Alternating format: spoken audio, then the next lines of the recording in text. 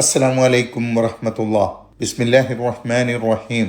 പ്രിയപ്പെട്ടവരെ, ഇന്ന് നാം പഠിക്കുന്ന 2 ആയത്തുകളിൽ മനുഷ്യ സൃഷ്ടിപ്പിന്റെ സമയത്ത് നടന്ന ആദം ഇബ്ലീസ് സംഭവത്തെക്കുറിച്ചുള്ള ചെറിയ ഒരു വിവരണമാണ് ഉള്ളത്. ആദം ഇബ്ലീസ് സംഭവം ഖുർആനിലെ 7 സൂറത്തുകളിൽ വന്നിട്ടുണ്ട് എന്ന് നാം പലപ്പോഴായി ക്ലാസ്സുകളിൽ പറഞ്ഞിട്ടുണ്ട്. അതിൽ 4 എണ്ണം നാം പഠിച്ചു കഴിഞ്ഞ സൂറത്തുകളിലാണ്. സൂറത്തുൽ ബഖറ, സൂറത്തുൽ അറാഫ്, അൽ ഹിജർ, അൽ ഇസ്ര. ഇതിൽ അൽ ബഖറയിലും അൽ ആറാഫിലും ഈ സംഭവം വിശദമായി തന്നെ വിവരിക്കുന്നുണ്ട്. ഇപ്പോൾ നാം പഠിക്കുന്ന ഈ സൂറത്ത് കഴിഞ്ഞാൽ പിന്നെ വരാനിരിക്കുന്ന സൂറത്ത് താഹ, സൂറത്ത് സ്വാദ് എന്നീ സൂറത്തുകളിലാണ് ഈ സംഭവം വരുന്നത്. അൽ ബഖറയിലും ആറാഫിലും ഒഴികെയുള്ള സൂറത്തുകളിൽ ഈ സംഭവത്തിൽ നിന്നുള്ള പാഠങ്ങൾ അതത് സൂറത്തുകളിൽ വരുന്ന വിഷയത്തോട് ചേർന്ന് വരുന്നതായിട്ടാണ് അവതരിപ്പിച്ചിട്ടുള്ളത്.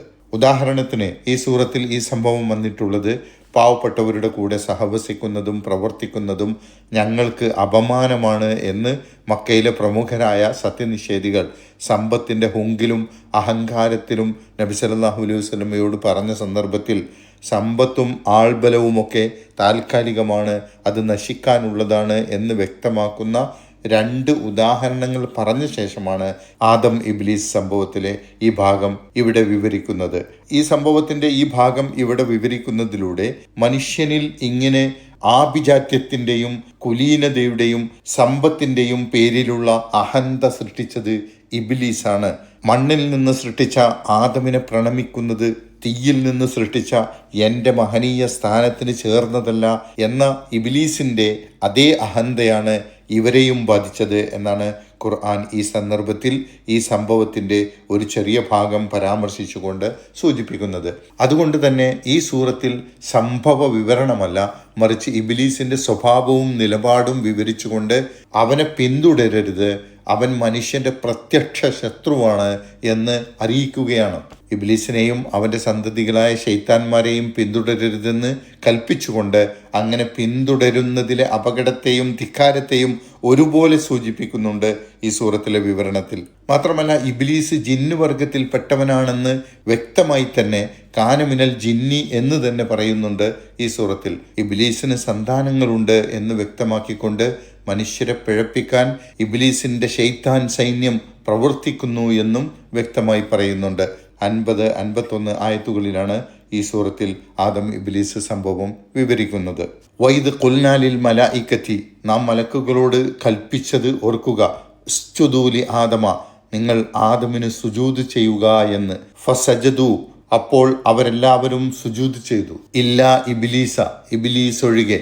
മലക്കുകളൊക്കെ സുജൂദ് ചെയ്തു, ഇബ്ലീസ് സുജൂദ് ചെയ്തില്ല. കാനമിനൽ ജിന്നി, ഇബ്ലീസ് ജിന്നു വർഗത്തിൽപ്പെട്ടവനായിരുന്നു. ഫഫസഖ അൻ അംരി റബ്ബിഹി, അവൻ അവന്റെ റബ്ബിന്റെ കൽപ്പനയെ ധിക്കരിക്കുകയാണ് ചെയ്തത്. സുജൂദ് ചെയ്യാതിരുന്നതിലൂടെ ദൈവകൽപ്പനയെ ധിക്കരിക്കുകയാണ് ഇബ്ലീസ് ചെയ്തത്.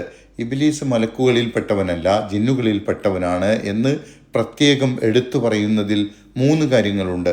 ഒന്ന്, മലക്കുകളോട് സുജൂദിന് കൽപ്പിച്ച കൂട്ടത്തിൽ ജിന്നിൽപ്പെട്ട ഇബ്ലീസിനോടും പ്രത്യേകമായി അത് കൽപ്പിച്ചിരുന്നു എന്ന് ഇവിടെ സൂചിപ്പിക്കുന്നു. അക്കാര്യം അള്ളാഹു ഇബ്ലീസിനോട് ചോദിക്കുന്നതായി നാം പഠിച്ചു കഴിഞ്ഞ സൂറത്തുൽ ആറാഫിൽ വ്യക്തമായി പറഞ്ഞതുമാണ്. ഇത് അമർത്തുക, ഞാൻ നിന്നോട് കൽപ്പിച്ചപ്പോൾ, സുജൂദ് ചെയ്യാൻ ഞാൻ നിന്നോട് പ്രത്യേകമായി കൽപ്പിച്ചപ്പോൾ നീ എന്തുകൊണ്ട് സുജൂദ് ചെയ്തില്ല എന്നാണ് സൂറത്തുൽ ആറാഫിൽ ചോദിക്കുന്നത്. 2ാമത്തെ കാര്യം, മലക്കുകൾക്ക് അള്ളാഹുവിൻ്റെ കൽപ്പന ധിക്കരിക്കാനുള്ള സ്വാതന്ത്ര്യമില്ലാത്തതുകൊണ്ട് അവർ സുജൂദ് ചെയ്തു. എന്നാൽ ജിന്നുകൾക്ക് അനുസരിക്കാനും ധിക്കരിക്കാനുമുള്ള സ്വാതന്ത്ര്യം മനുഷ്യരെ പോലെ തന്നെ നൽകപ്പെട്ടിട്ടുണ്ട്. 3ാമത്തെ കാര്യം, മലക്കുകൾ ആദമിന് പ്രണാമം ചെയ്തതിലൂടെ അതിൻ്റെ തുടർച്ചയായി അള്ളാഹുവിൻ്റെ കൽപ്പനകൾ അനുസരിച്ചുകൊണ്ട് മലക്കുകൾ മനുഷ്യരെ ഈ ദുനിയാവിൽ സേവിച്ചു വരുന്നു. അതേസമയം ഇബ്ലീസ് ആദമിന് സുജൂദ് ചെയ്യാനുള്ള കൽപ്പന ധിക്കരിച്ചുകൊണ്ട് ഈ ലോകത്ത് മനുഷ്യനോടുള്ള ശത്രുത തുടർന്നു വരികയും ചെയ്യുന്നു. തുടർന്ന് അള്ളാഹു താക്കീത് ചെയ്യുന്നു, അഫതത്തഖിദൂനഹു വദുർരിയ്യതഹു ഔലിയാ, അങ്ങനെയുള്ള അവനെയും അവൻ്റെ സന്താനങ്ങളെയും നിങ്ങൾ രക്ഷകരാക്കുകയാണോ? അഫതത്തഖിദൂനഹു, നിങ്ങൾ അവനെ ആക്കുകയാണോ? വദുർരിയ്യതഹു, അവൻ്റെ സന്താനങ്ങളെയും. ഇബ്ലീസിന്റെ സന്താനങ്ങൾ എന്ന് പറഞ്ഞാൽ ഇബ്ലീസിന്റെ പരമ്പരയിൽപ്പെട്ട ശൈത്താന്മാരെയാണ് ഉദ്ദേശിക്കുന്നത്. ഔലിയാ, വലിയുകൾ, രക്ഷകർ, രക്ഷിക്കുന്നവർ, മിൻ ദൂനി, എന്നെ കൂടാതെ.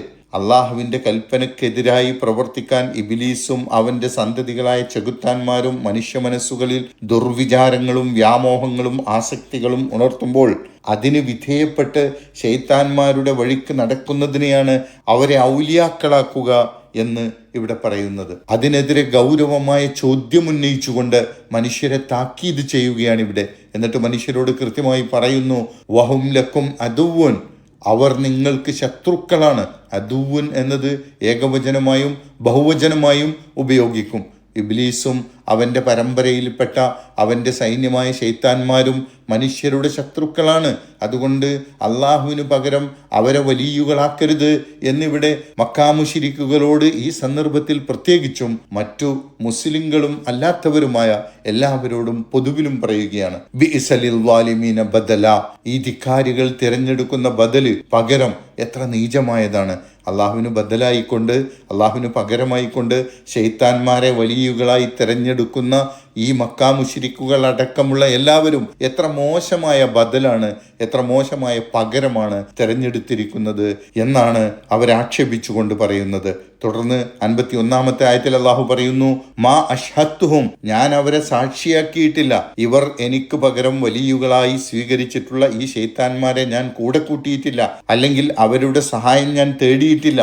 ഖൽഖസ്സമാവാതി വൽ അർളി, ആകാശങ്ങളുടെയും ഭൂമിയുടെയും സൃഷ്ടിപ്പിൽ ആ സമയത്ത് ഈ ശൈത്താന്മാരെയും കൂട്ടി അവരുടെ സഹായത്തോടെയല്ല ഞാൻ പ്രപഞ്ചത്തെ സൃഷ്ടിച്ചത് എന്ന് പറയുന്നത് ശൈത്താന്മാരെ വലിയുകളാക്കുന്നവരുടെ വിഡ്ഢിത്തം സൂചിപ്പിക്കാൻ വേണ്ടിയിട്ടാണ്. വലാ ഖൽഖ അൻഫുസിഹിം, അവരുടെ തന്നെ സൃഷ്ടിക്കും അവർ സാക്ഷികളായിട്ടില്ല.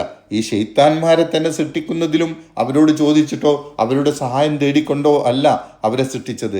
എന്നിരിക്കെ അള്ളാഹുവിൻ്റെ സ്ഥാനത്ത് അവരെ വലിയുകളാക്കുന്നത് എന്തുമാത്രം വിവരക്കേടാണ്. ഒമാ കുന്തു മുത്തഖിദൽ മുളില്ലീന അളുദ, ഞാൻ വഴിതെറ്റിക്കുന്നവരെ സഹായികളാക്കുന്നവനല്ല. ഒമാ കുന്തു മുത്തഖിദ, ഞാൻ ആക്കുന്നവനല്ല, അൽ മുളില്ലീന, വഴിതെറ്റിക്കുന്നവരെ, അളുദൻ, സഹായികൾ. ശൈത്താന്മാർ വഴിതെറ്റിക്കുന്നവർ ആണ് എന്ന് ഉറപ്പിച്ചു പറയുകയാണ് ഇതിലൂടെ. അല്ലാഹു സുബ്ഹാനഹു വ തആല ശൈത്താന്റെ ഉപദ്രവങ്ങളിൽ നിന്ന് നമ്മെ എല്ലാവരെയും കാത്തു രക്ഷിക്കുമാറാകട്ടെ. അസ്സലാമു അലൈക്കും വറഹ്മത്തുള്ളാഹി വബറകാതുഹു.